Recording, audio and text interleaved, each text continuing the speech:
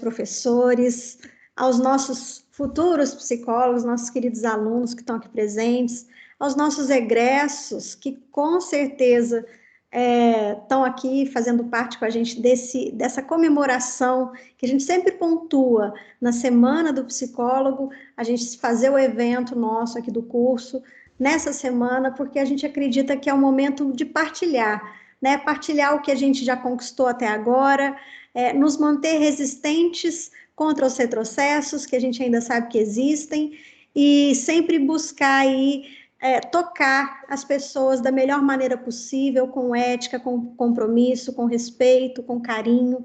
Então, eu sou muito feliz de ter escolhido essa profissão. Coloquei lá no meu Instagram, hoje são 11 anos, né? No meu caso, especificamente, que eu me formei. Me formei pela UFSJ, tenho aqui comigo muitos colegas que formaram comigo lá também, e hoje estamos aqui no Unilavras com um propósito muito, muito incrível e alinhado mesmo com a nossa profissão, que é transformar, que é proporcionar a alegria de aprender para transformar vidas. E de alguma forma, né, de certa forma, independente se a gente está em sala de aula, se a gente está na clínica ou nos múltiplos espaços que a gente ocupa, quando a gente está com alguém, a gente acaba sendo ali um condutor, sendo uma ponte para que ela se encontre, para que ela se reconecte com ela mesma. Então, sejam muito bem-vindos. Estou muito feliz dessa noite a gente poder contar com a Marilda aqui. E eu passo a palavra, antes de passar para a professora Cleonice, para a nossa apresentadora da noite, Desirê. Boa noite. Boa noite, pessoal. Como vocês estão? Eu gostaria de parabenizar todos novamente, né, pelo nosso dia, tanto para quem já é profissional graduado, quanto para quem está aqui na luta estudando.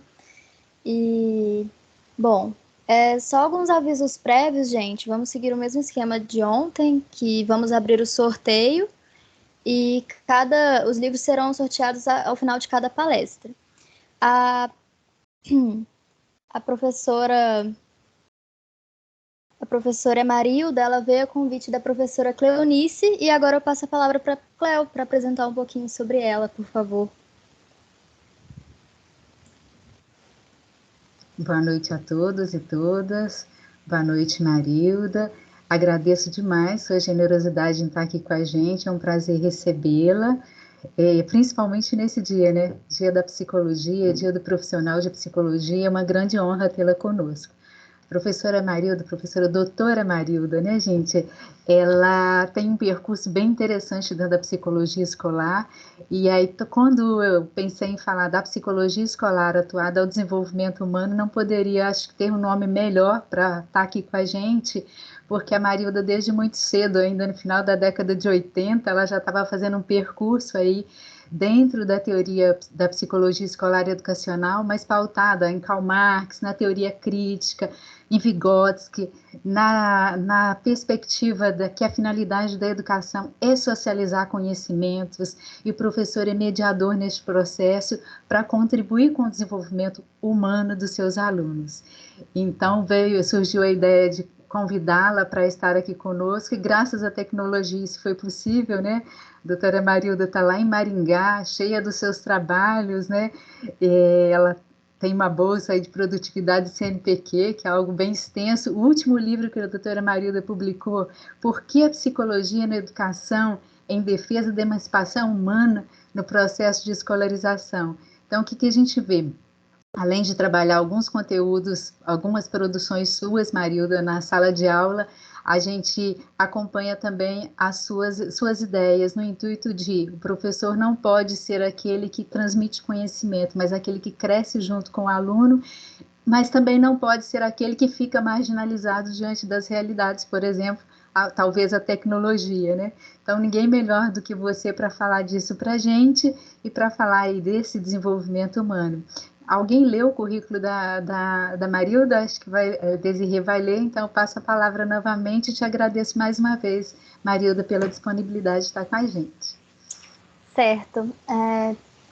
A professora e doutora Marilda, ela é psicóloga, doutora em educação escolar pela Unesp, possui pós-doutorado pelo Instituto de Psicologia da USP e UFMS, é professora voluntária do Programa de Pós-Graduação em Psicologia da UEM e professora visitante da UFMS, bolsista de Produtividade em Pesquisa do CNPq. E só apresentando, né, a temática da palestra de hoje, o título é Desenvolvimento Humano e Psicologia Escolar e Educacional. Passo a palavra agora para você, professora Marilda. Esteja à vontade para nos mostrar toda a sua magnitude. Obrigada aí, Desirê, por me apresentar, né? Penso que agradeço a Cleonice, a Michele, por ter essa oportunidade de estar aqui hoje, né? Trabalhando com vocês, conversando aqui, né? Discutindo um pouco da psicologia escolar, né? E espero que a gente tenha um bom trabalho. Parabenizo aí pelo encontro que vocês estão fazendo de psicologia. Parabenizo todos os psicólogos e psicólogas que estão aqui hoje nos ouvindo, participando dessa atividade. Essa semana foi muito intensa, né? Vários eventos, né? Pelo Brasil, comemorativa a nossa data. Acho que a nossa profissão é uma profissão muito importante mesmo, né? Eu acho que ela é necessária. A Michele até falou, nós vivemos uma situação muito precária ultimamente, com perda de direitos, tanto direitos de formas gerais, como direitos na educação. Então, acho que nós precisamos retomar mesmo a questão da emancipação humana, como a Cleonice colocou, né? Achei muito interessante, né? Gostei muito da temática que me foi colocada para eu trabalhar, desenvolvimento humano e a psicologia escolar e educacional, porque nós lidamos, como diz a Marisa Meira, com o encontro na escola entre a subjetividade e a educação, né? Acho que a gente lida com esse encontro, né?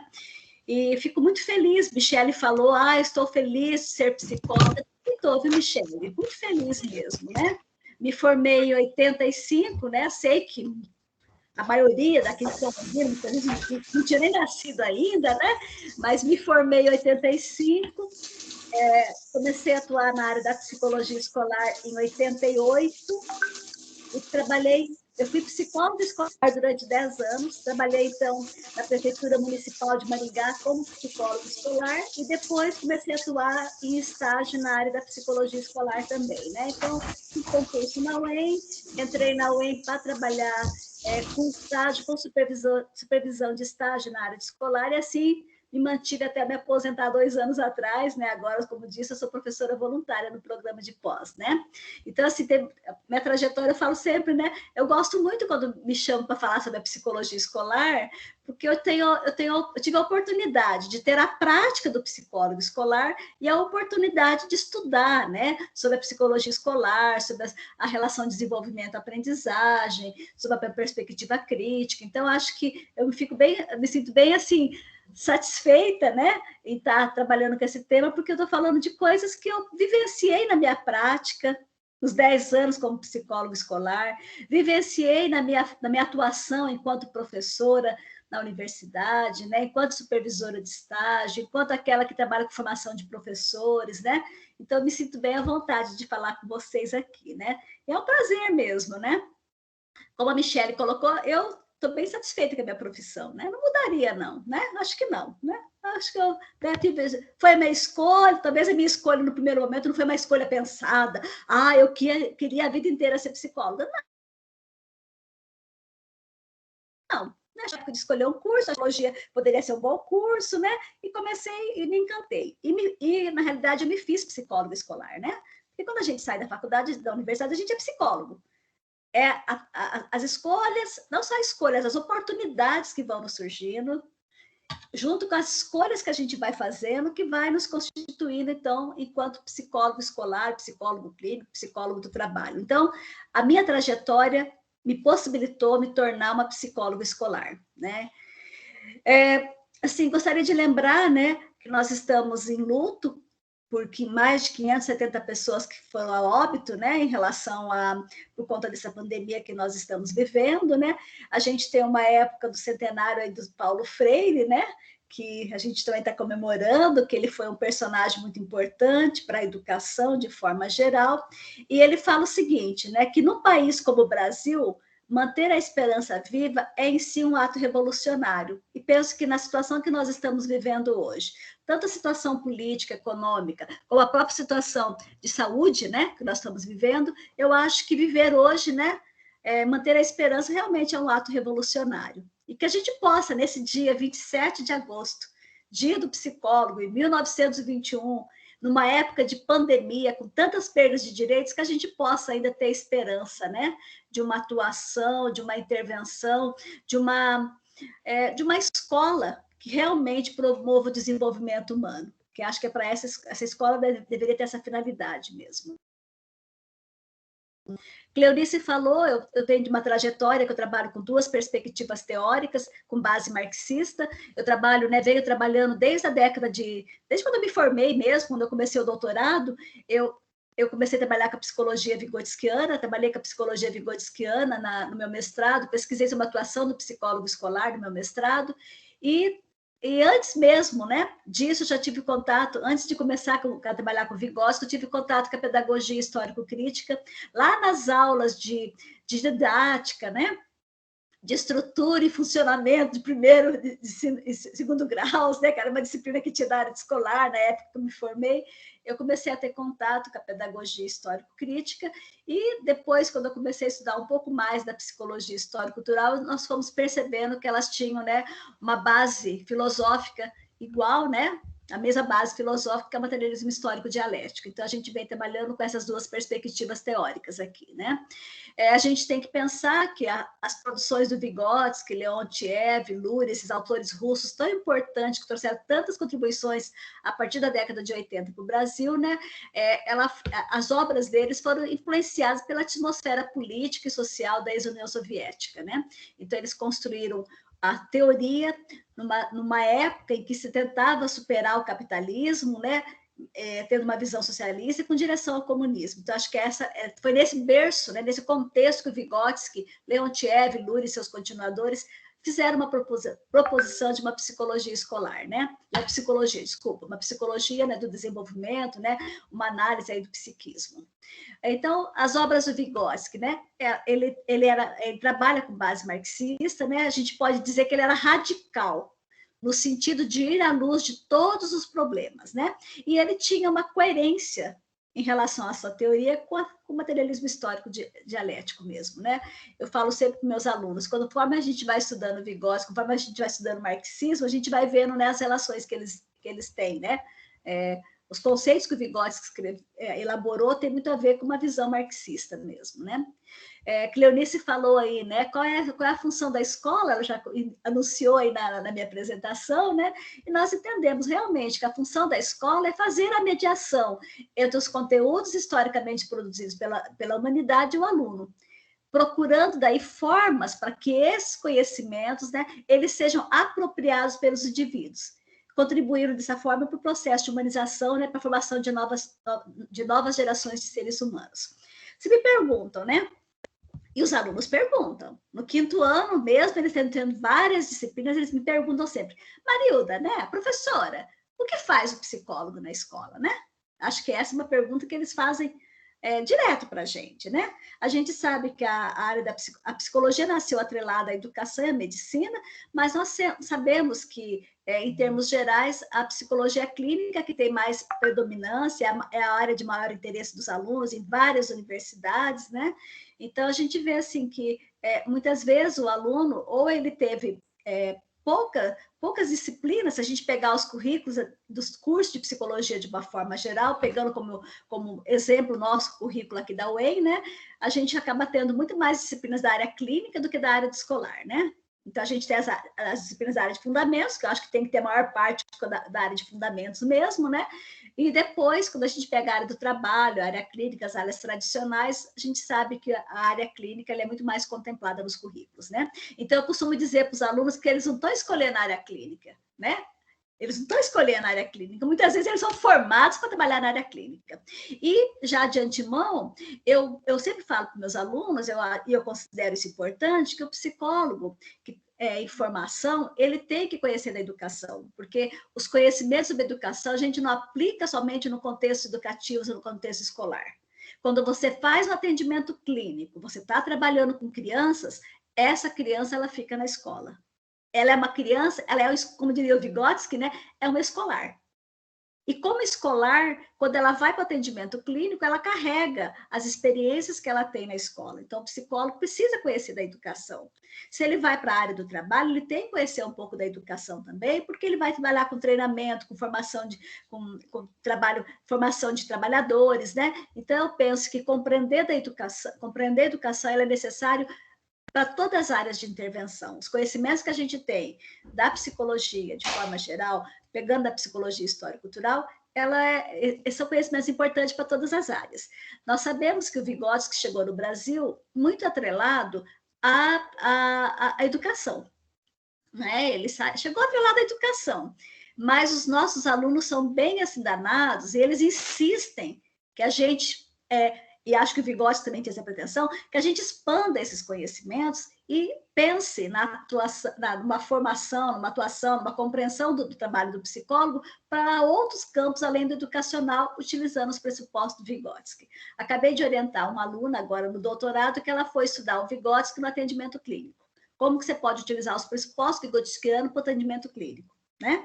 Então, assim, a gente pensa que é uma teoria, né, que ela dá base para compreender o psiquismo, a formação humana, e que é uma teoria que dá base para todas as áreas de intervenção.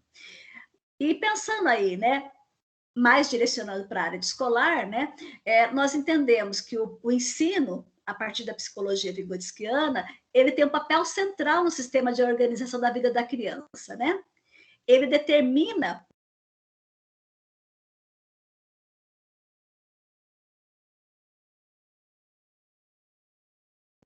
Professora, seu mudo está ativado, você consegue voltar com o microfone aí? Às vezes toca sem querer. Agora eu nem sei de onde eu estava mais. Não, aqui. não, foi só meio segundinho que eu, tá bom, que eu vi então. aqui. Não, eu estou colocando aqui, né? Obrigada, Michele. Estou colocando aqui, né? Que então, nessa perspectiva que a gente trabalha, o ensino ele é central no sistema de organização da vida da criança. O Leontiev coloca que o indivíduo se forma por meio da apropriação da cultura, do legado cultural. Então, é pelo processo educativo que o sujeito se constitui, né? E quando a gente pensa na psicologia escolar, né, nós temos que entender que se o psicólogo está na escola, afinal, o que ele faz? Se ele está na escola, é para levar, né, para contribuir com a escola na socialização dos conhecimentos, na apropriação dos conhecimentos pelos alunos. Então, essa é a nossa finalidade. Eu vou trabalhar com orientação sexual, né, na escola. Vou discutir a adolescência, vou discutir as alterações em relação ao psiquismo, vou discutir a relação com pares, né? Mas isso daí, se eu vou fazer esse trabalho, eu tenho que pensar no que ele pode auxiliar no processo ensino-aprendizagem. Eu vou trabalhar com os pais, no que esse trabalho vai auxiliar no processo ensino-aprendizagem. Eu vou trabalhar com os alunos, como já fiz várias vezes, a função da escola, né? A importância do conhecimento científico, o que isso tem a ver com o processo de escolarização. Vou trabalhar com homofobia. O que isso tem a ver com o processo de escolarização? Então, a gente não pode perder de vista que as temáticas que nós elegemos para o nosso trabalho, elas devem ter como finalidade impactar, auxiliar nesse processo ensino-aprendizagem, né? Então, a gente vê assim, na perspectiva vigotskiana, quando a gente pensa no desenvolvimento, nós entendemos que toda função psicológica ela aparece duas vezes. Primeiro, como uma função interpsicológica entre as pessoas para depois ser internalizada. E que essa forma, né, o desenvolvimento dessas formas superiores de comportamento, ela muda, elas são transformadas em função das transformações histórico-sociais. Isso é um dado importante para o psicólogo escolar, né? Eu compreender. Vem lá uma criança com uma queixa de dificuldade de atenção. Eu tenho que entender que essa atenção, essa função psicológica superior, ela é desenvolvida entre as pessoas para depois ser internalizada. Então, não dá para falar assim, ela não tem atenção e pronto. Não. Como que o processo de ensino, os conteúdos curriculares vão promover o desenvolvimento da atenção, da memória nessa criança? Então, nós entendemos que a gente tem, quando a gente vai compreender o indivíduo, a gente tem que entender a filogênese, né? Como foi o desenvolvimento da espécie, a gente tem que entender como que é a ontogênese, o desenvolvimento da criança, do nascimento até a morte, a gente tem que entender também as condições históricas sociais que formam esse homem. Luria e Vygotsky, né, naquele texto que eles falam do desenvolvimento da criança, naquela obra dos Símios, eles trazem essa questão, né? Então, a gente vê o quê? Que é por meio da prática social que o pensamento da criança, o pensamento do estudante, o nosso pensamento, ele evolui do nível prático, tá, para o nível abstrato, teórico, né? Então, representado essencialmente pelo pensamento científico. Então, o que a gente desenvolve na criança? O que a gente desenvolve no jovem? O que a gente desenvolve aqui nos nossos alunos? Esse pensamento teórico. Essa é a função da escola. O psicólogo tem que pensar, então, que a sua intervenção ela vai auxiliar a escola a desenvolver no aluno esse pensamento teórico. Essa é a finalidade. Levar o aluno a formar conceitos, compreender a realidade. Então, a gente fala o seguinte, né? A escola, ela não transforma a sociedade, mas ela transforma a consciência, ela pode transformar a consciência de quem passa pela escola. E isso pode levar, na coletividade, uma transformação da realidade, né? Então, a gente vê, né, que esse aprendizado mesmo, a apropriação do conhecimento científico, ele é fundamental para o desenvolvimento das funções psicológicas superiores. Então, vamos lá, sou psicóloga, estou lá acompanhando uma criança que está lá com 4 anos de reprovação. Pensem bem, se ela não está conseguindo se apropriar daquele conteúdo que está sendo ensinada, ela está sendo alijada do processo de humanização.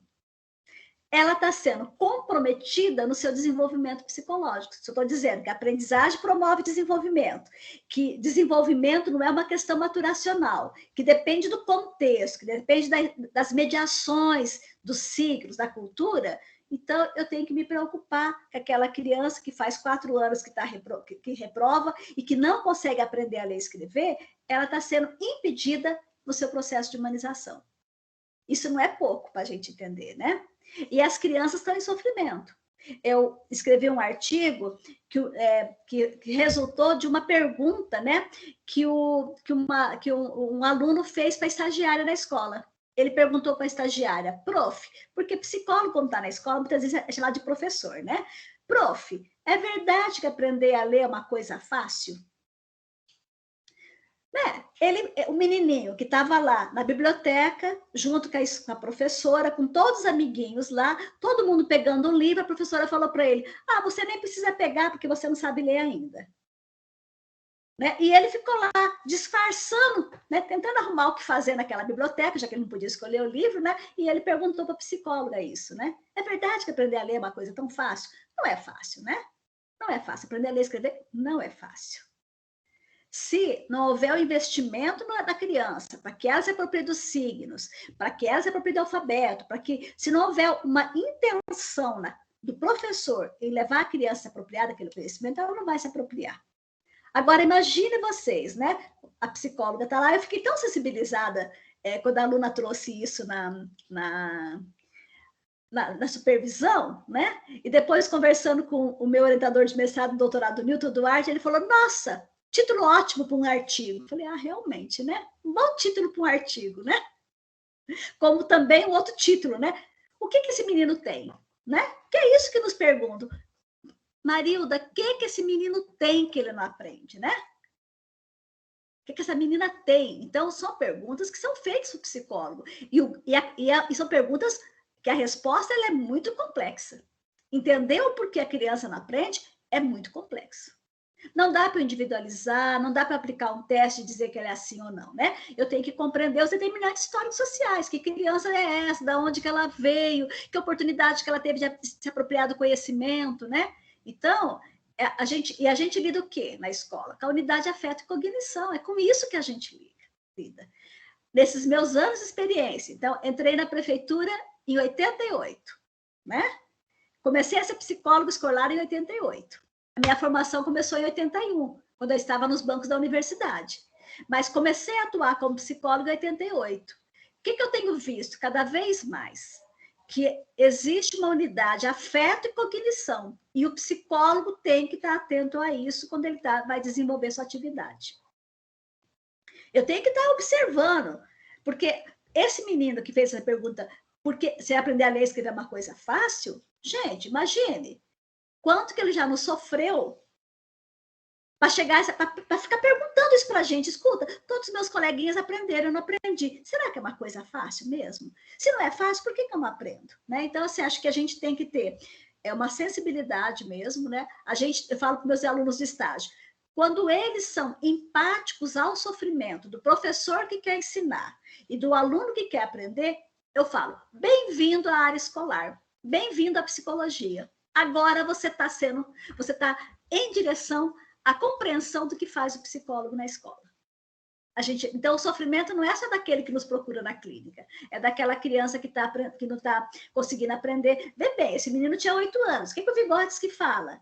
Ele fala que a criança, quando ele vai falar da periodização do desenvolvimento humano, ele fala que nessa idade, nos primeiros anos do ensino fundamental, a atividade principal é estudo. É por meio do estudo que a criança se desenvolve psicologicamente, que ela desenvolve suas potencialidades. E o que ele fala mais para a gente? Ele fala que com 7, 8 anos, a criança começa a ter consciência dos seus sentimentos, das suas dificuldades.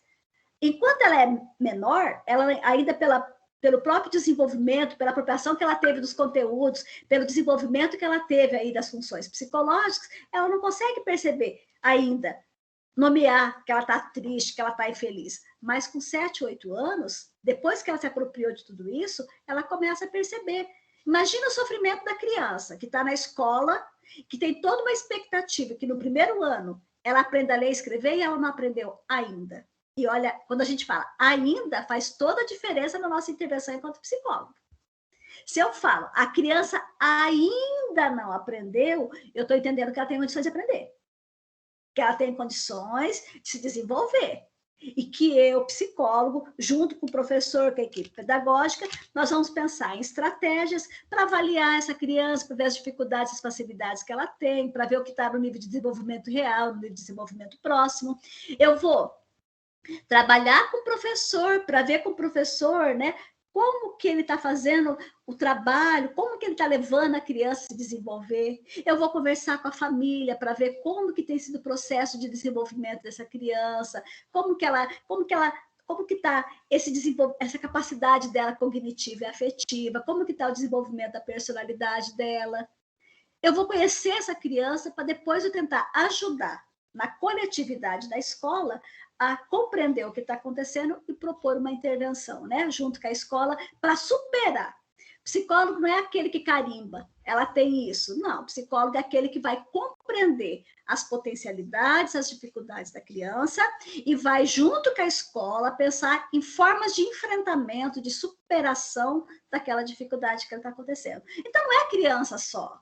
É o professor que está trabalhando. Eu falo sempre, quando a gente começa o processo de avaliação da criança, quando eu começo a perguntar para o professor sobre a criança, eu já estou fazendo uma intervenção na área da psicologia. Porque o professor já começa a olhar a criança de forma diferente. Quando eu chamo o pai e pergunto para o pai questões relacionadas à criança e à escola, o que eu estou fazendo? Intervindo naquela relação da família. Quando eu chamo a criança e estou trabalhando com ela num processo de avaliação, eu estou intervindo no seu desenvolvimento. Eu vou lá, converso com a professora, olha, hoje ele fez isso, ele fez aquilo, tal, né?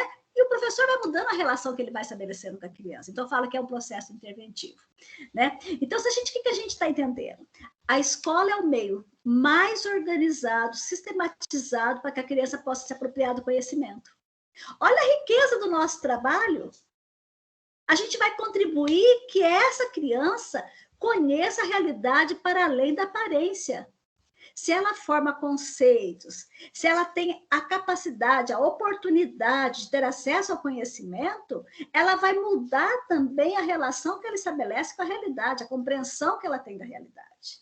Então, eu estou formando seres humanos junto com o professor, junto com o pedagogo, junto com a equipe pedagógica, né? Então, a gente tem que, sim, a escola ela tem a função de criar premissas de desenvolvimento. Né? Ela tem que ajudar a criança, como diz o Vygotsky, né? A aprendizagem arrasta o desenvolvimento psicológico.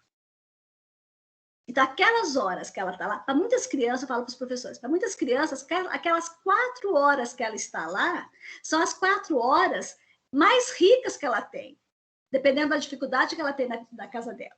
Então, o psicólogo, né, ele tem que estar atento a esse contexto. Não vai olhar o indivíduo, a gente faz uma crítica à psicologia, a psicologia tradicional que ficava só olhando o indivíduo. Mas ela olhava o indivíduo pelo indivíduo, não olhava o indivíduo considerando o processo de escolarização, a sociedade. Nossa, a psicologia tem que olhar para o sujeito, né? Mas ela vai olhar para esse aluno, para esse professor, considerando que sociedade é essa, como ela está organizada, que possibilidade de acesso as pessoas têm aos bens materiais e culturais, que escola é essa, que professor é essa, que sala é essa, que família é essa. Então, vê bem, eu olho o sujeito, mas até chegar ao sujeito, eu olho todo o contexto que produz determinados comportamentos, que produz o fracasso escolar, né, de uma forma geral. Então, acho que é essa análise que a gente faz. Eu olho o indivíduo? Olho.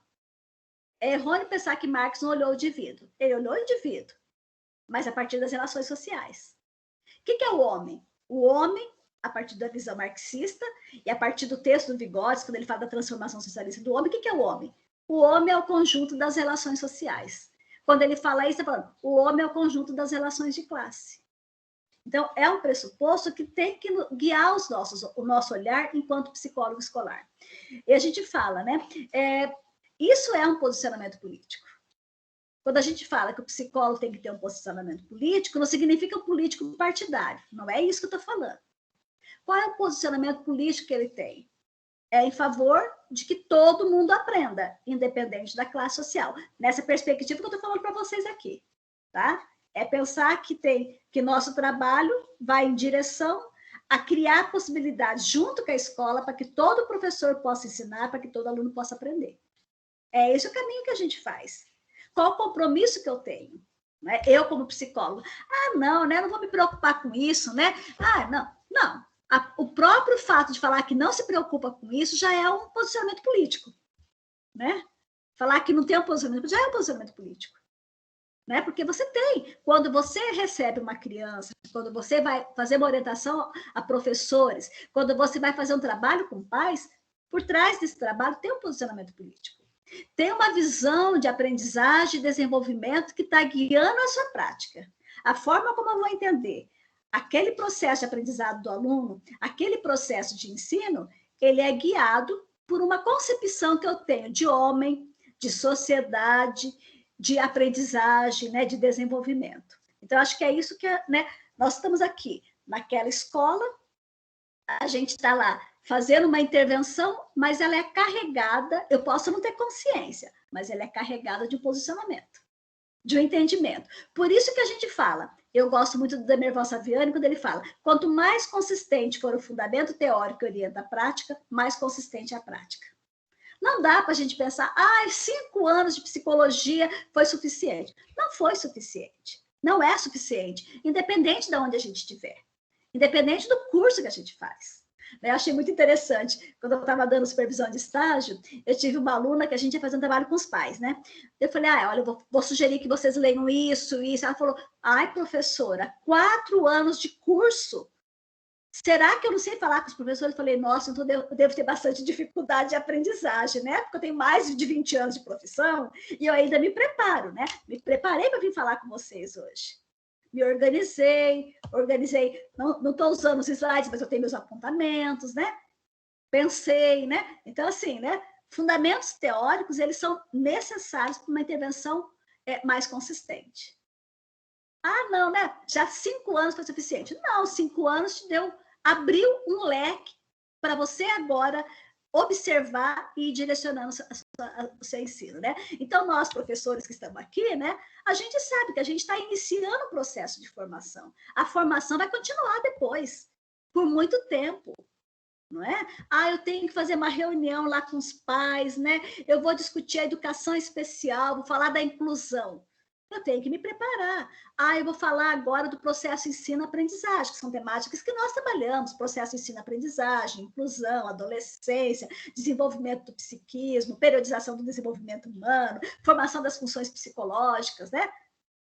Afeto, né? São temáticas que nos compete, que a gente deve estar instrumentalizado para poder desenvolver o nosso trabalho.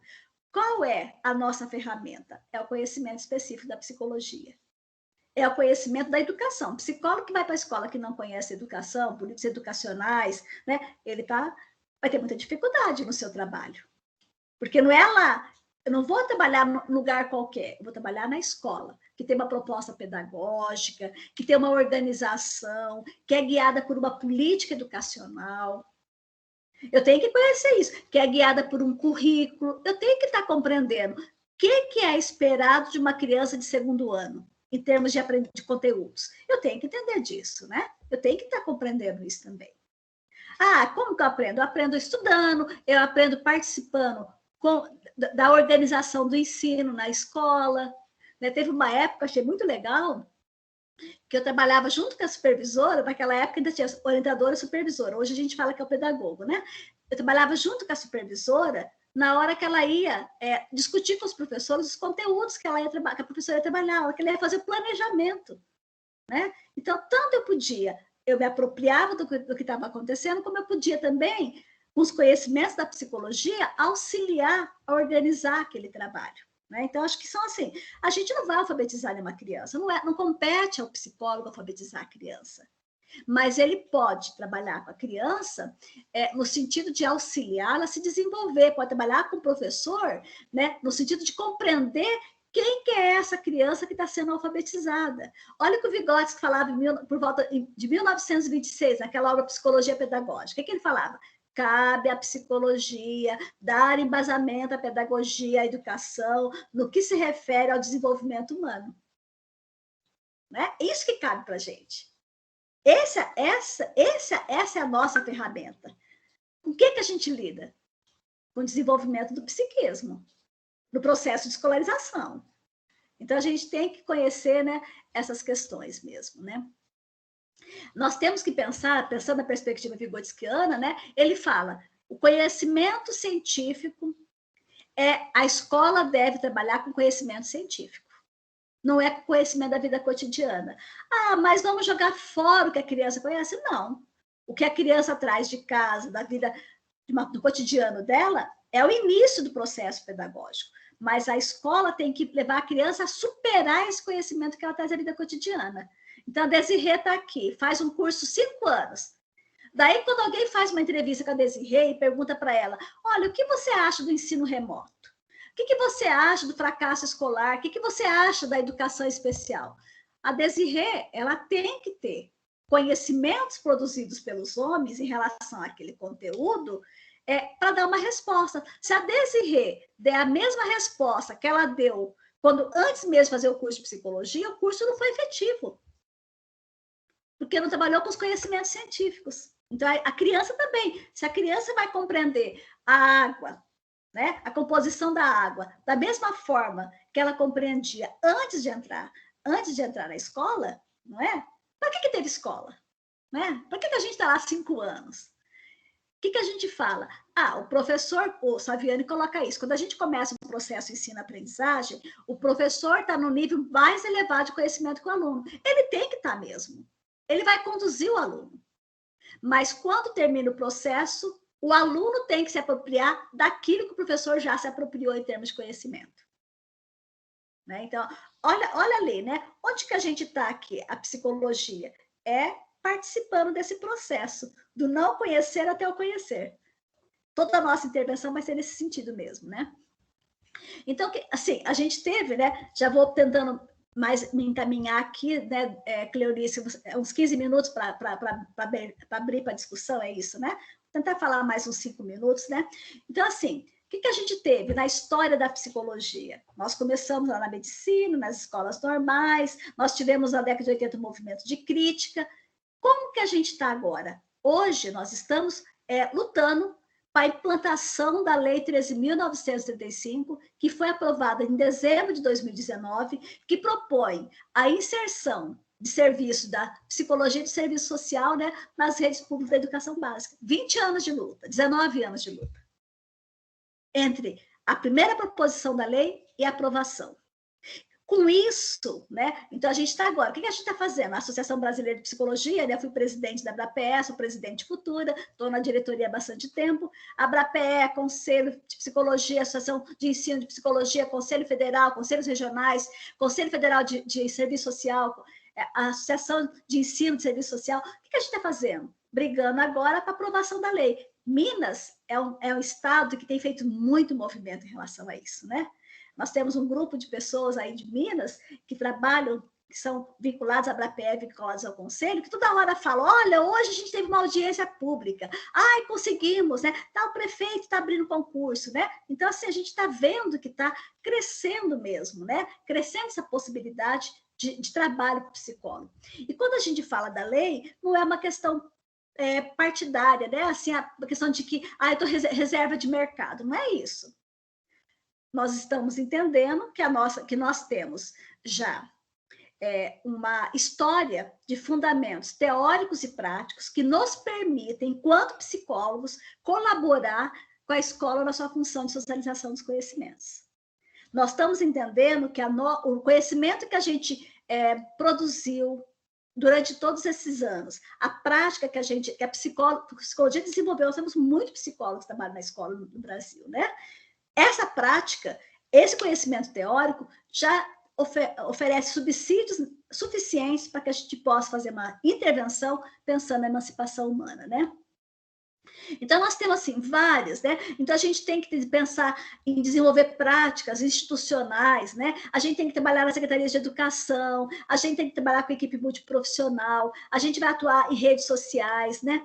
Nós temos que fazer uma crítica ao processo de medicalização. Do meu ponto de vista, é equivocado pensar, como a gente ouve algumas pessoas falando, que se a psicologia for para a escola, ela vai medicalizar, vai patologizar. Não foi a psicologia que fez isso, não é?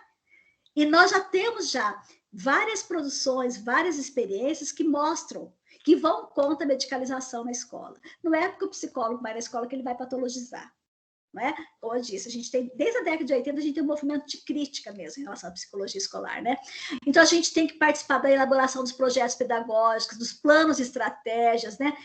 A gente tem que participar das políticas educacionais, não só para realizar, para efetivar, mas para propor mesmo, né? Então, a gente tem que lutar contra essa medicalização, contra a patologização do ensino, a gente tem que orientar casos nas dificuldades do processo de escolarização, a gente tem que realizar avaliação psicológica nesses modos que eu falei para você, não avaliação que é para rotular a criança, para carimbar, só usando especificamente da psicometria. Acho que a gente já tem elementos para ir além disso, né? A gente tem que orientar as equipes educacionais na promoção de ações que auxiliem, né, a integração da família, educando a escola, né? Então, a gente tem que pensar, propor trabalho de formação continuada de professores e profissionais da educação. Nós temos que valorizar o professor, psicólogo que trabalha sozinho, que não dá a mão para os professores, pouco ele consegue fazer. Nós temos que valorizar essa profissão que está tão assim, que está tão sofrida, né? Que recebe críticas a todo momento, né? Nós temos um número elevado, pelas pesquisas que eu tenho feito, elevados de professores adoecidos, professores que usam medicamentos, né? Então, a gente precisa valorizar esse trabalho, auxiliar esse professor, fazer coro com ele, né? Para que a criança possa aprender, né? A gente tem que, assim, trabalhar em projetos de enfrentamento, preconceitos e violência na escola. A gente tem que trabalhar com isso. Nós temos já pesquisas que pode mostrar aí mesmo, né? Nós temos que viabilizar o direito à educação básica do estudante com deficiência, com transtornos globais de desenvolvimento, né? A gente tem que trabalhar com as pessoas que têm privação da liberdade, a gente tem que pensar no estudante que está lá hospitalizado, né? Então, a gente tem que trabalhar assim, né? Pensar nas várias formas que o psicólogo pode atuar. Nós temos que estimular a organização estudantil, né? Eu vejo que nas escolas que eu passei, muitas vezes eles procuram a gente, né? A gente queria que vocês nos ajudassem a discutir, a organizar uma semana cultural, a trazer alguém para falar esse assunto, né? Então, a gente pode trabalhar com isso aqui, né? Com grêmios, conselho estudantil mesmo, né? Então, a gente tem que pensar em propor ações mesmo, né? Junto com professores, pedagogos, alunos, pais, funcionários, né? E serviços gerais, né? E a sociedade de forma ampla, né? visando a melhoria nas condições de ensino, considerando a estrutura física da escola, o desenvolvimento da prática docente, a qualidade do ensino, né, entre outras condições objetivas, né, que permeiam ensinar a aprender. E, principalmente, pensar que nós estamos num país capitalista, que a gente vivencia as relações de classe. Não é secundário, isso é fundamental, para a gente compreender aquela criança, aquele professor, aquele pai que veio nos procurar, aquele funcionário que veio nos procurar na escola, né?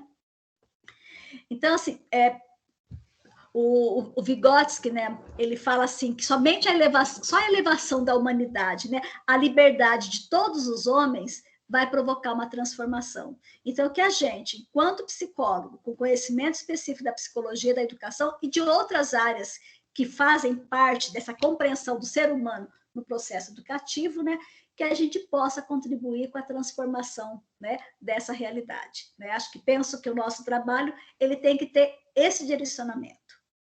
Se apropria do conhecimento para se humanizar, para transformar. Me parece que esse é o caminho que nós, psicólogos, temos que seguir. E eu estava comentando aqui no começo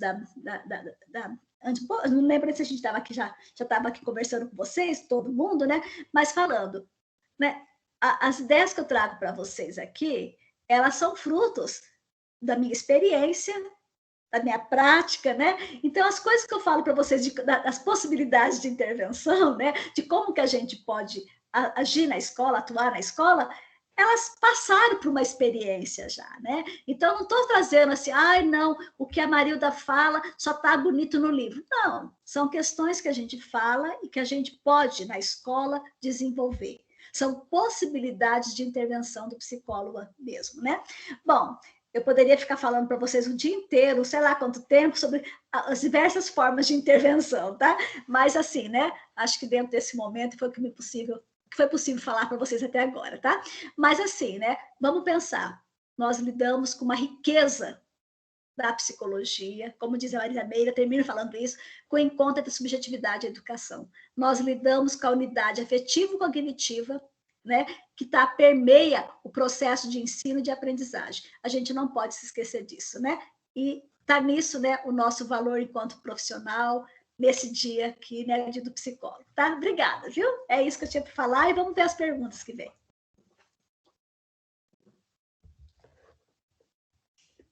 Cléo? Que delícia te ouvir, Marilda. Muito Obrigada. Bom. Como você disse, você falaria a noite toda e eu ficaria aqui te ouvindo a noite toda.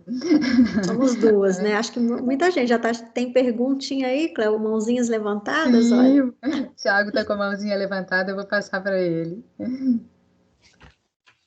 Boa noite, Marilda. Excelente sua palestra, adorei. Ainda mais sobre um tema que eu gosto tanto, que é a psicologia na educação. E a minha dúvida ficou, quando considerando, né, em todo esse contexto, né, de uma sociedade capitalista, é claro que hoje em dia a gente consegue enxergar que a educação se tornou algo além da educação, se tornou algo bem comercial, né? Então, eu queria saber como trabalhar esse desenvolvimento diante dessa educação que é comercial, né? Que é extremamente segregadora, onde, ao meu ver, os professores de colégio esqueceram que eles são, além de professores, eles são educadores. Então, ao meu ver, essa questão, esse contexto, ajuda a segregar mais uma criança que não consegue acompanhar aquele cronograma extenso e acumulado de conteúdo e deixando aquela criança que tem uma dificuldade sempre de lado, por conta desse comércio de apostilas da vida, de vestibulares da vida. Então, eu queria saber como seria uma intervenção diante de um contexto tão comercial, onde a educação perdeu o valor, ao meu ver. Acho que vou pegar aqui 2 autores, tá? Demerval Saviani fala o seguinte, eu acho muito bonito. A classe dominada tem que dominar a classe dominada tem que dominar aquilo que a classe dominante domina. Se ele não dominar aquilo que a classe dominante domina, esse estudante, esse jovem, né, ele vai ter poucas condições de trabalhar em relação a isso. Então, assim, realmente, né, hoje o trabalhador virou mercadoria. Hoje a gente vale pelo tanto que produz, não pelo que a gente é mesmo. Então, quando a gente pensa numa proposição de uma psicologia direcionada para a emancipação humana, a gente sabe que a gente está lutando contra a corrente, que a gente tem avanços e recuos.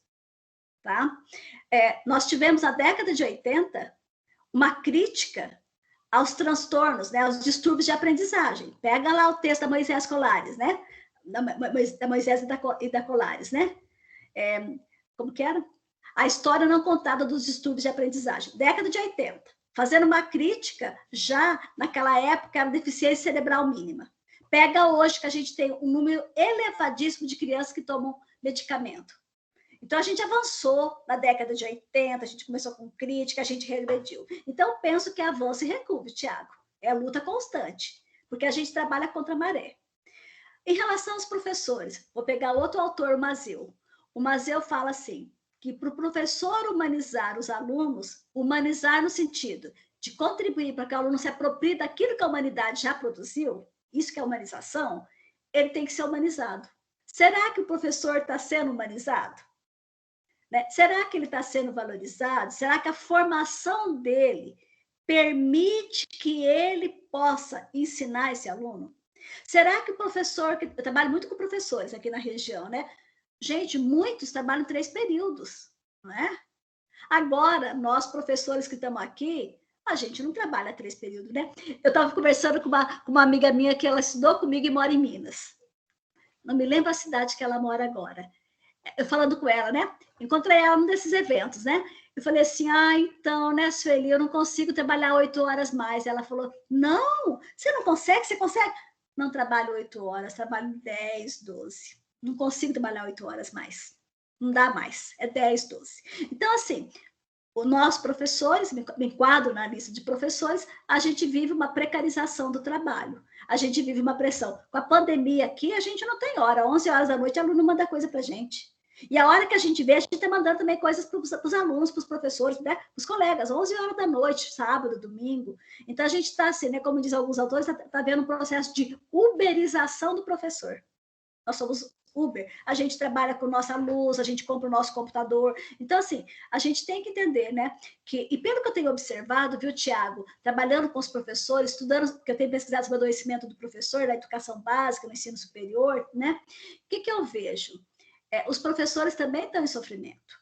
E muitas vezes, aqueles que adoecem é porque eles estão resistindo ao processo de alienação. É uma resistência individualizada, não é coletiva. Então, eu acho que assim, nós não temos um investimento na educação, nós não temos uma formação adequada dos professores, nós temos um trabalho precarizado, a gente tem uma instabilidade no trabalho, né? Eu acho que isso também vai permeando a relação do professor com o aluno e nem sempre ele tem condições objetivas e subjetivas para ensinar. Né? Então, a gente tem que pensar, para ele humanizar o aluno, ele tem que ser humanizado. Ele também tem que estar instrumentalizado. Nós, psicólogos, podemos ajudar nessa instrumentalização. Nós não vamos ensinar o professor da aula, mas nós podemos mostrar para o professor como acontece o desenvolvimento do psiquismo.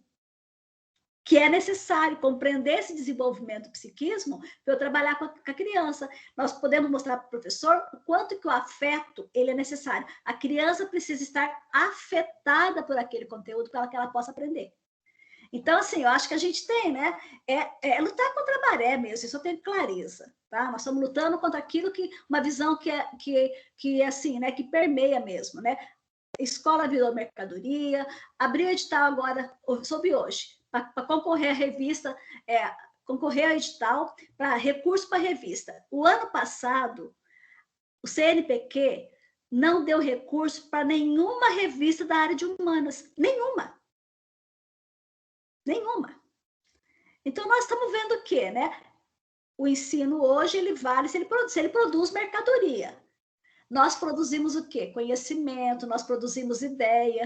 É isso que a gente que é professor produz. E o psicólogo também, o que ele produz? Ideias, né? Nós não vamos produzir um sapato nem nada, né? Então, eu acho que, assim, realmente, nós temos um processo de mercantilização da educação. mas nós temos que trabalhar com isso. Desculpa, me alonguei muito aí, viu? Mas espero tem um monte de mãozinha levantada, Marilda. Esclareceu bastante, Marilda. Muito obrigado. Temos muitas mãozinhas levantadas. Eu quero ver se a gente consegue responder a todas, assim, mas de maneira, né, assim, sem que a gente ultrapasse muito a palestra do próximo, mas é porque tem tanta gente que eu acho que é válido. E aí eu vou passar agora a palavra. Desirê, você cedeu para o Gabriel? Gabriel, depois a Estela. Michele, você quer que umas 3 pessoas façam a pergunta, daí eu tento responder junto, que talvez seja mais rápido, pode ser? Ótimo. Gabriel, faça a sua pergunta, então. Na sequência, Estela. Tem 2 Estelas e mais um Gabriel. 2 Gabriéis e 2 Estelas. Gabriel Luiz, pode falar. Então, boa noite, professora. Eu queria agradecer, né, as palavras que no início eu fiquei muito tocado de verdade com o que você falou. E eu queria umas dicas, na verdade. Porque, às vezes, na prática, a gente acaba vendo que a gente tem muitos problemas para fazer isso acontecer, né? Principalmente, um que eu queria destacar aqui é a questão dos pais.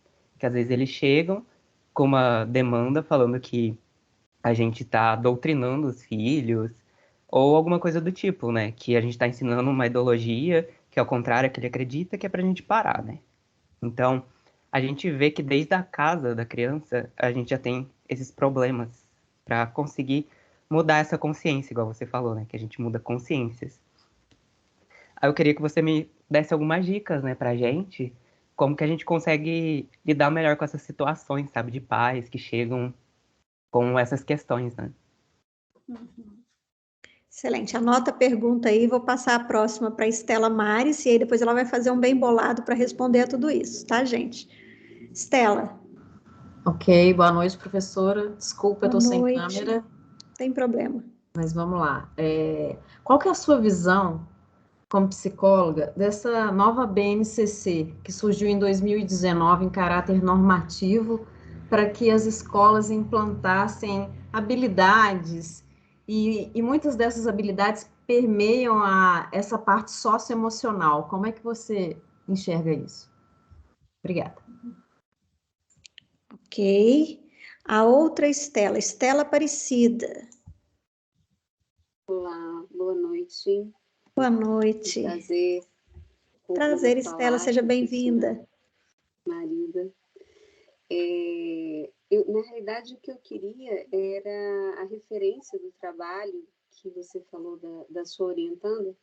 Eu sou uma apaixonada por Vygotsky, e aí depois, se você puder disponibilizar essa referência. Muito obrigada. Parabéns pela disposição. Ótimo, obrigada, Estela. E Gabriel Martins. Boa noite, professora. Boa noite. Na verdade, assim, eu queria fazer uma pergunta, mas eu não sei se talvez a senhora já falou sobre, porque eu não consegui chegar no horário certinho, eu trazia uns 15 minutos. Mas eu fiquei interessado porque você disse que trabalha com professores, né, também. E aí eu queria saber se houve, durante esse período da pandemia, algum suporte, algum trabalho que você tenha feito com eles. Inclusive, eu até cheguei a conversar sobre isso com a professora Cleonice, mas eu acabei não conseguindo dar continuidade, mas sobre esse outro papel que o professor teve que assumir, que é para além de ser professor, mas é de alguém que dá um suporte durante todo esse período, né? Então, acaba que isso acaba afetando um pouco as aulas, afetando um pouco o relacionamento, porque essas questões atravessaram, né? E aí eu acho que, principalmente para o pessoal da escola pública, houve um atravessamento tanto pessoal, de horário, né? Que os alunos não tinham horário para poder mandar as mensagens, como também de sentimentos, né? De poder suportar tudo isso que esses alunos traziam para a sala de aula. Eu queria saber se teve algum trabalho, foi feito algum trabalho, se você conhece algum trabalho nesse sentido. Ok, obrigada, Gabriel. Marilda. Bom, pegando da Gabriel Luiz, né? Como você fala, assim, como lidar com os pais, né? Durante todo esse processo, esse tempo que eu trabalhei com os pais aí na escola, eu sempre achei, né, que os pais sempre gostei muito de trabalhar com os pais, tá? Porque eles realmente, eles ouvem muitas vezes, valorizam, eles vão procurar ajuda, né? E essa questão que você está trazendo, Gabriel, me lembrou um pouco da questão da escola sem partido, né? O que a escola vai fazer, né? Eu acho que nós temos que pensar numa escola que se manifeste, como eu falei desde o começo, não é uma escola que vai assumir esse ou aquele partido, mas nós temos que ter um posicionamento político mesmo, né? A gente tem que ter um posicionamento em relação à classe, né? Eu acho que nós temos que valorizar os pais. Eu concordo muito com a Pato, né? Num texto que ela fala assim, né? Será que o pai que trabalhou o dia inteiro, que cuida do filho, que chega em casa, a mãe que vai passar roupa, lavar, cozinhar, deixar o almoço pronto para o próximo dia, será que esse pai não se importa com o processo de escolarização do filho? Então, assim, eu tenho muitas experiências positivas dos pais e eu penso que os pais, eles valorizam o processo educativo. Se eles não auxiliam, é porque eles também não estão instrumentalizados para ensinar essa criança. Então, eu penso que o trabalho com os pais, o que a gente faz, né? O trabalho que a gente fez muitas vezes, reuniões, orientações, participar das organizações culturais que tem na escola. Eu falo assim, é festa junina, é festa cultural. A gente tem que tentar assim, um processo de aproximação dos pais, porque historicamente o pai é chamado na escola para levar bronca, para falar que o filho não está indo bem, né? Então, acho que nós temos que fazer um processo de aproximação. A experiência que eu tenho, Gabriel, tá certo, com um pai ou outro chegando bravo, né? Dando de dedo na cara da gente e tal. Mas a experiência que eu tenho com pais dentro da psicologia foi muito boa. Eu sempre achei que achei que era um dos trabalhos mais fáceis de executar, né? Porque os pais são muito respeitam muito a gente, né? Respeito à escola. Nós que não estamos conseguindo respeitá-los enquanto aqueles que são da classe trabalhadora. Nós que não estamos conseguindo ver as especificidades desse pai, as dificuldades que ele vive, né? Daí, assim, né? A Estela pergunta sobre a BNCC, sobre habilidades socioemocionais. Eu fico bem assustada, viu, Estela? Quando a gente pensa em dar um foco nas habilidades socioemocionais e nós esquecemos da função da escola, que é a questão do conhecimento.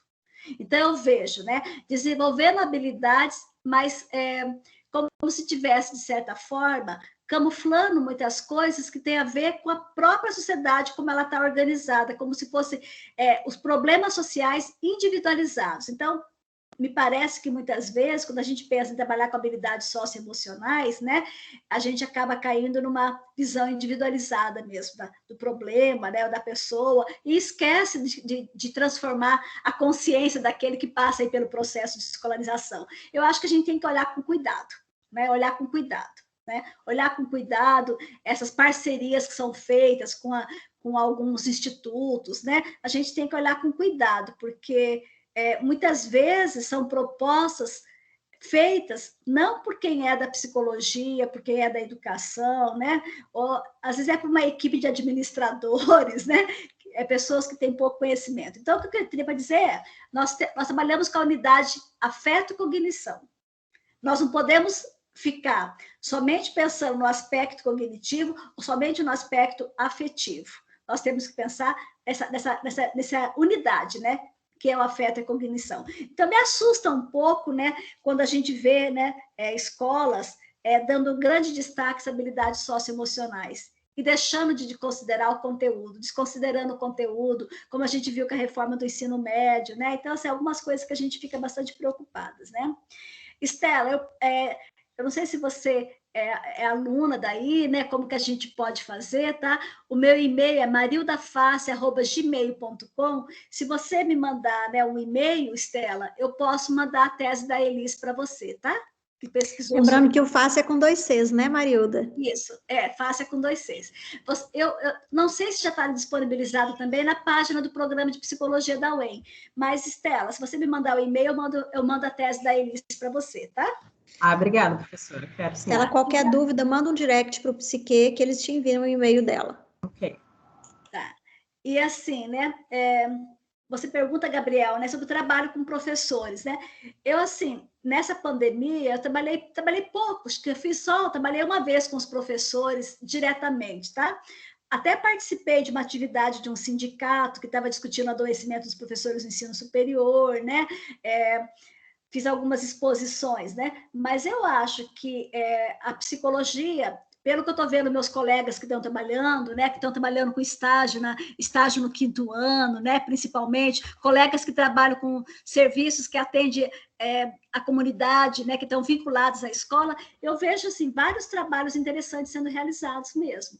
Não só no curso de formação, mas no sentido de acolhimento, de discutir as dificuldades da tecnologia, né, as dificuldades no processo de ensino-aprendizagem. Acho que a gente tem assim, né? Então, vi algumas experiências bem positivas mesmo, né? E concordo, é um atravessamento pessoal mesmo, não é? Porque nós não temos mais, né? Aquilo que o Marx falava do processo de estranhamento, onde a gente já não consegue mais estar em casa e livre do trabalho, né? Ou estar no trabalho e não se sentir em casa, eu acho que é isso que a gente está vivendo mesmo, né? É um processo de muito sofrimento, muito adoecimento. Não é só porque não sabe lidar com a tecnologia, mas nos falta, o que nos enriquece enquanto professor? Né? É esse contato com o aluno, é ver esse aluno, é discutir o assunto. Eu trabalhei 2 semestres com uma turma, assim, alguns eu nunca vi o rostinho deles. Eu ia corrigir a prova deles, a avaliação, falava, nossa, que ideias excelentes, eu queria discutir isso aqui com ele, mas eu nem sei, eu não sei, né? Eu tenho um nome só. Então, acho que a gente foi impactado. Fora também que nós vamos ter muito trabalho agora, a escola de forma geral, com esse retorno, né? Porque houve um desnível muito grande e a gente sabe que aumentou as diferenças, né, de classe ali, né, aumentou mais, acho que acirrou mais essas diferenças, né, de acesso ao conhecimento agora com a época da pandemia, né, acho que em todos os níveis, tá? Eu fiz um trabalho com alunos de psicologia, participei de uma discussão com os alunos de psicologia da UFMS, discutindo adoecimento entre os alunos e o ensino remoto, né, e uma aluna veio falar, escuta, uma aluna que estava na faculdade, estava no ensino superior, eu não tenho internet, a gente está... O vizinho passou a senha da internet, né? E eu estou conseguindo usar, mas nós temos um celular na nossa casa. Então, não é só a criança, né? É o aluno da universidade, do ensino médio, né? Então, a desigualdade, ela aumentou muito. Não só a fome, mas a desigualdade aumentou muito, né? Com essa pandemia e com esse ensino remoto, né? Então, acho que a gente tem, assim... Acho que eu vi vários trabalhos, né? Vários relatos de colegas que trabalham com professores falando, né? Que tiveram que discutir um pouco o processo, o que é esse processo de ensino-aprendizado no ensino remoto, né? A questão da importância do estudo, a questão do desenvolvimento da criança, como que a gente vai recuperar, como que a gente vai fazer a criança continuar mantendo vínculo com a educação, mesmo estando fora da escola, né? No nível remoto, né? São algumas coisas para não me estender mais, para não, né, não avançar aí o tempo, né? A respeito aos colegas que virão. Ô, Marilda, só agradecer. Agradecer mesmo. Vou até pedir para a Cléo encerrar com você, né? Porque, afinal de contas, ela é anfitriã aí dessa palestra, mas da minha parte, gratidão mesmo. Excelente palestra, muito esclarecedora, né? E faz a gente refletir muito. Muito obrigada. Cléo. Obrigada. Ótimo, obrigada, Michele. Marilda, mais uma vez, muito obrigada aí pela sua participação, sua disponibilidade e essa dedicação. Você mostrou mais uma vez que não é só uma professora, uma psicóloga, mas você ama o que você faz, né? Eu retomo aquele convite de brincadeira no início, mas espero que quando a gente voltar ao presencial, a gente consiga te conhecer presencialmente, que você venha nos visitar, quem sabe um evento novamente, e deixar mais uma vez aí os nossos agradecimentos em nome do curso de psicologia, em nome do Unilavras.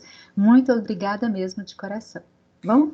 Tá bom, obrigada pelo convite, né? Bom evento para vocês, né? E mais uma vez, parabéns aí para essa profissão que tanto nos engrandece mesmo, tá? Muito obrigada pelo convite e espero conhecer Lavras.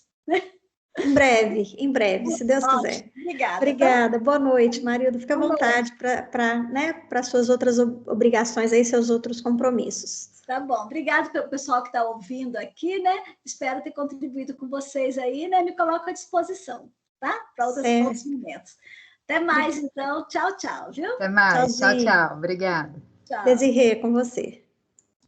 Vai fazer o sorteio agora, Michele? Ou você prefere deixar para depois? É rápido, não é? Porque aí qualquer coisa... Lembra o pessoal do que precisa fazer para o sorteio? Sorteia esses dois, que eu acho que é bem rápido. O Domiciano já está por aqui. Uhum. Boa noite, Domiciano. Seja bem-vindo. O áudio está desligado. Boa noite, é um prazer estar com vocês. 2 minutinhos só para o sorteio, a gente já começa, tá? Isso. Ok, tá bom, tá bom. O Coutinho vai fazer o sorteio, Michele. Estamos escutando certinho aí, pessoal? Sim. Então, agora vou sortear os 2 primeiros livros. O primeiro é O Que Mais Importa Aprender, que foi doação da professora Cleonice, e o outro é A Psiquiatria Psicodinâmica, doação do professor Murilo. Aí só tá... Vou utilizar aqui a publicação. Ai, tomara que eu ganhe, porque eu comentei bastante também. Hoje não travou o seu Instagram, não? Hoje não travou meu Instagram. Ontem ele comentou tanto que bloqueou, coitado, não adiantou nada. Não adiantou. E o Gabriel, um post que faz Não. ganha, né? O Gabriel, se ele ganhar essa, eu vou desconsiderar. Brincadeira, gente. Hoje eu tô otimista. Olha! Pior que fui eu mesmo. Aí, tá vendo? Você foi tão impactada, acho que a energia foi tão positiva que foi, gente, ó. Energia positiva atraiu. Exatamente. Só para mostrar aí. Tá tudo Próximo ao livro. Eu tô Ainda bem que fotografando você gravou aqui. a tela, Coutinho. Se não tivesse próximo, gravado. O próximo é a psiquiatria psicodinâmica. Só carregar aqui novamente. Ai, gente, se for o Gabriel, eu vou chorar. Ai, não.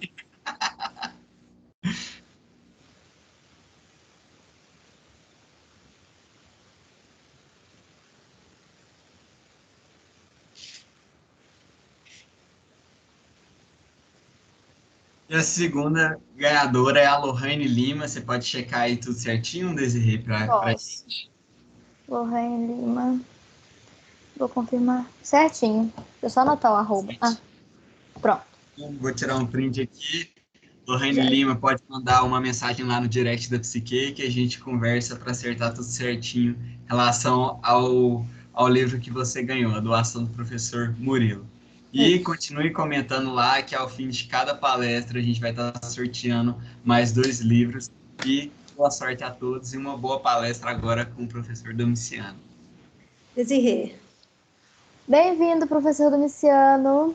Obrigado, boa noite. Boa noite. Eu vou passar a palavra para a professora Andréia, que foi a professora que te convidou, e após isso eu vou apresentar o currículo, tá bom? Ok. Aí, boa noite, Domiciano, mais uma vez. É um prazer ter você aqui com a gente. A gente estava fazendo o teste de som à tarde, né? Eu contando para o Domiciano que eu conheci ele